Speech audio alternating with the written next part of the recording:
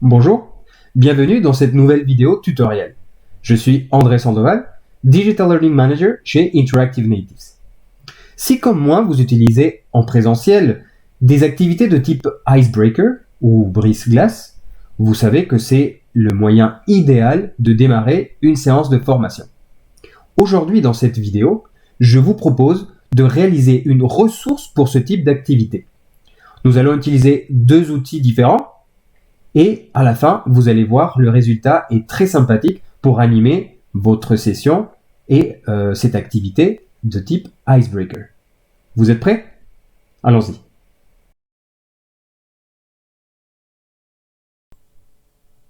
Bon, tout d'abord, on va commencer par définir ce que c'est qu'un icebreaker. Donc, un icebreaker, c'est littéralement donc brise-glace. Il permet aux participants d'une session de travail ou de formation d'apprendre à mieux se connaître. Donc ça c'est le principe général.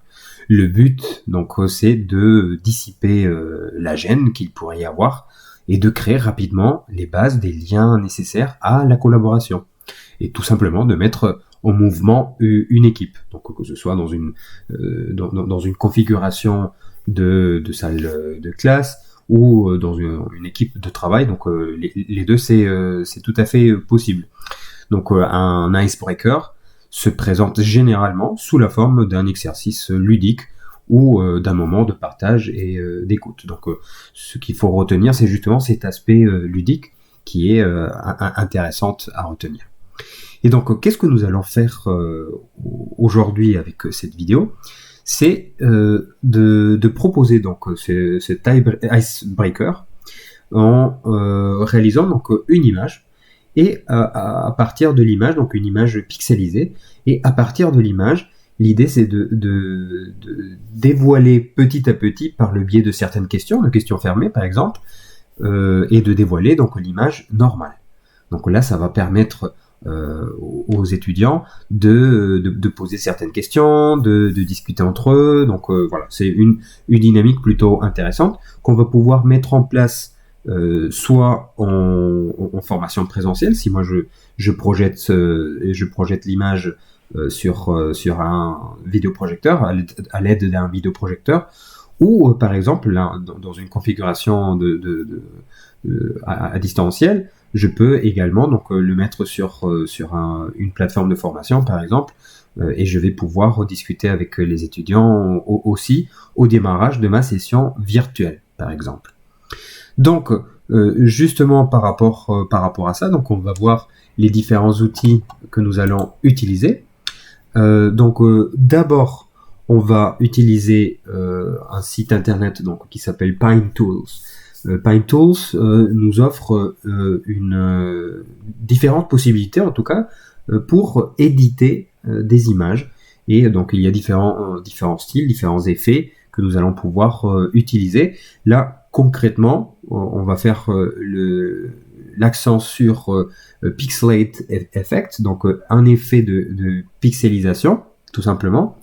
Dans des futures vidéos, j'expliquerai davantage donc ce site et les différentes fonctionnalités qu'il propose.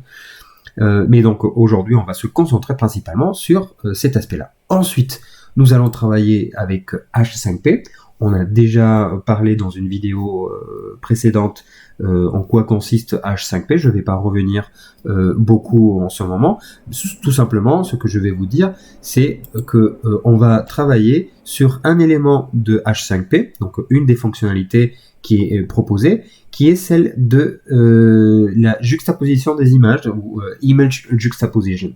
Donc c'est tout simplement une activité qui est proposée, où on va voir, donc vous voyez d'un côté donc une image, de l'autre côté l'autre, et on va dévoiler, si on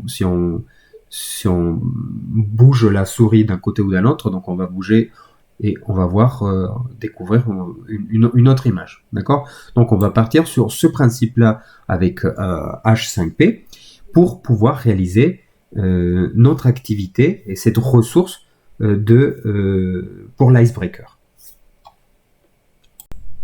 Voilà donc les deux outils que nous allons utiliser pour cette vidéo. Donc, tout d'abord, je vous propose de regarder un petit peu donc, les étapes de la conception pour voir les éléments que nous avons utilisés pour la conception de cette ressource. Donc, tout simplement, donc, en termes de description générale, donc c'est une réalisation donc, d'une activité de type brise-glace et pour la découverte d'un personnage. Donc, nous allons utiliser, comme je disais tout à l'heure, donc H5P et PineTools. En termes de ressources, j'ai au préalable choisi donc une image quelconque. Donc j'ai indiqué donc ici le lien et puis le lien donc de l'outil donc PineTools qui va me permettre donc d'arriver rapidement. Ensuite, en termes d'objectifs pédagogiques, donc comme je disais, donc une activité de type brise-glace, donc ça va être pour la description physique, avec des types de questions. Donc est-ce que le personnage est donc des questions fermées. Ensuite, donc en texte, donc en information par rapport à la consigne que nous allons trouver ou que nous allons mettre sur la ressource. Donc c'est le titre tout simplement et la consigne. Donc moi je propose dans cet environnement-là, le titre découvre le personnage et puis après la consigne pose des questions de type est-ce que à chaque réponse correcte, le personnage se dévoile. Donc, on peut proposer n'importe quel type de consigne dans cet environnement-là, et on va, avec les réponses des étudiants, on va dévoiler petit à petit et découvrir donc à la fin le personnage qu'on a choisi. Donc, on commence avec l'outil Pixelate Effect Online, donc du site PineTools, donc je rappelle. Vous avez donc la possibilité d'intégrer un fichier. Donc, on choisit le fichier déjà au préalable. Donc, comme je disais, donc voilà le lien. Donc, on a choisi cette photo. Je préconise bien sûr d'utiliser des photos de bonne qualité. Comme ça, vous allez voir, l'effet va être bien présent. Donc, sur le site Pixelate, donc tout simplement, vous allez cliquer sur choisir un fichier. Vous cliquez sur votre fichier. Donc là, vous avez à votre gauche la photo d'origine, la photo source, et vous avez à votre droite donc des options. Tout simplement, vous avez une seule option, une seule fonctionnalité, donc c'est très simple à utiliser. Vous avez la taille du bloc, donc la taille du pixel.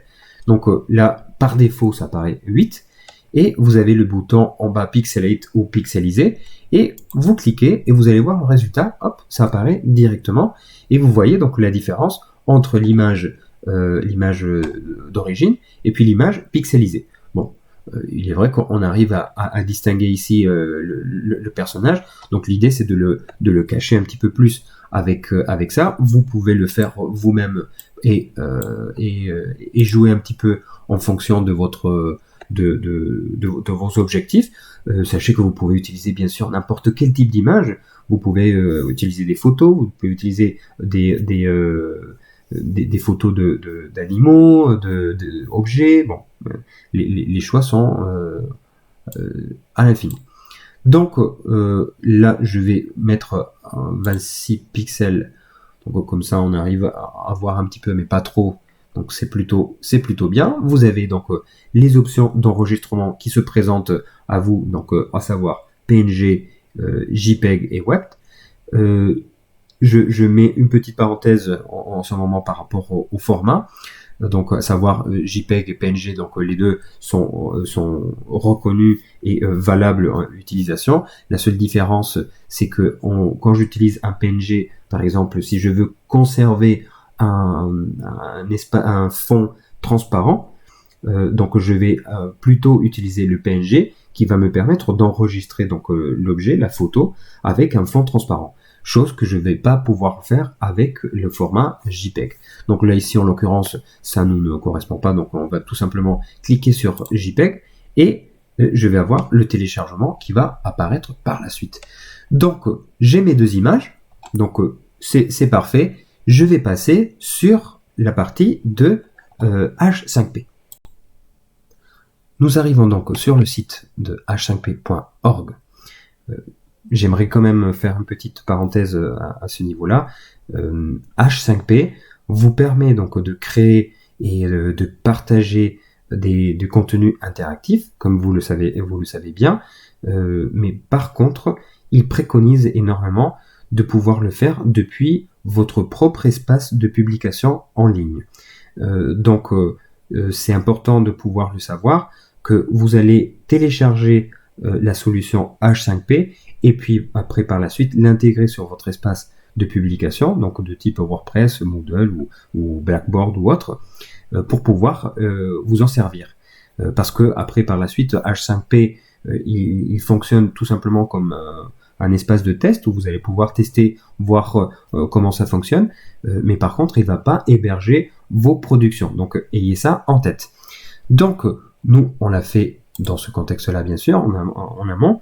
Nous avons donc un espace de type WordPress où nous avons téléchargé le plugin H5P et on l'a installé.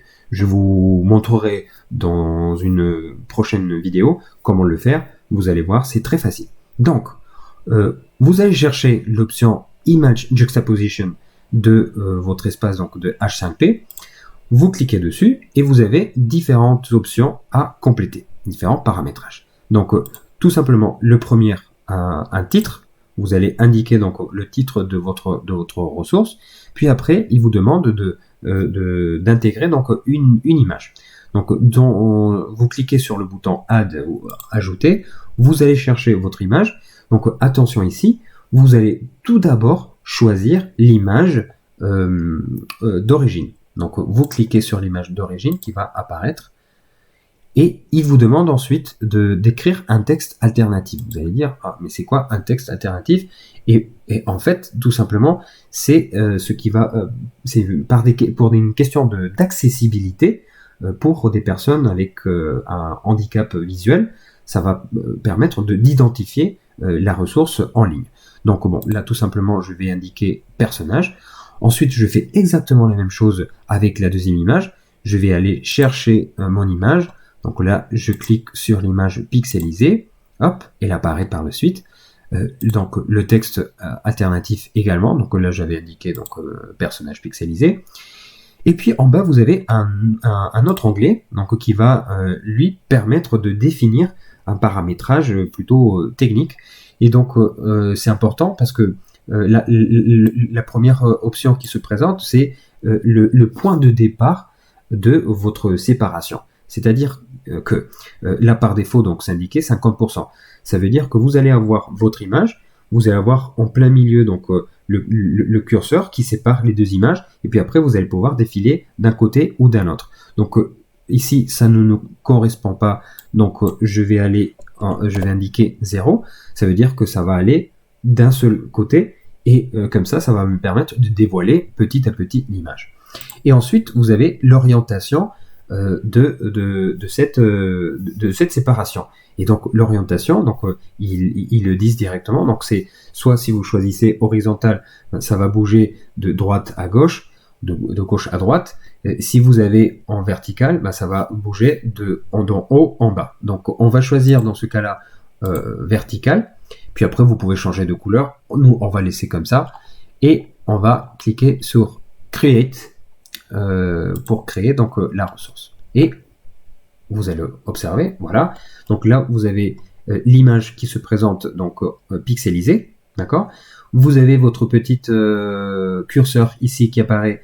Vous cliquez et vous le glissez vers le bas et vous allez voir comment l'image elle va commencer donc à se dévoiler petit à petit. Donc pour une activité de type Icebreaker, ça va être très intéressant de pouvoir l'observer, de pouvoir poser des questions et jouer avec les étudiants et dévoiler donc une image que vous allez choisir par la suite. Donc nous on l'avait fait comme ça donc déjà en amont. Donc je vous montre le résultat. Donc voilà, avec le titre, donc une consigne, et puis après donc vous avez votre personnage qui va apparaître. Donc là après vous pouvez le présenter sous cette forme-là, ou si vous êtes en présentiel, vous allez pouvoir le projeter. Bon, les choix s'offrent à vous.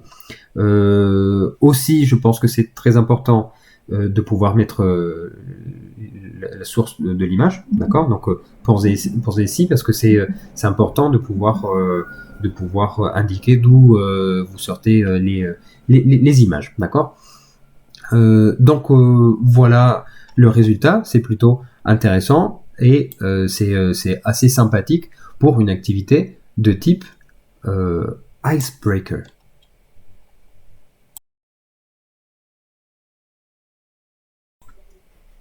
J'espère que vous avez apprécié ces quelques conseils de réalisation de ressources pour une activité de type icebreaker.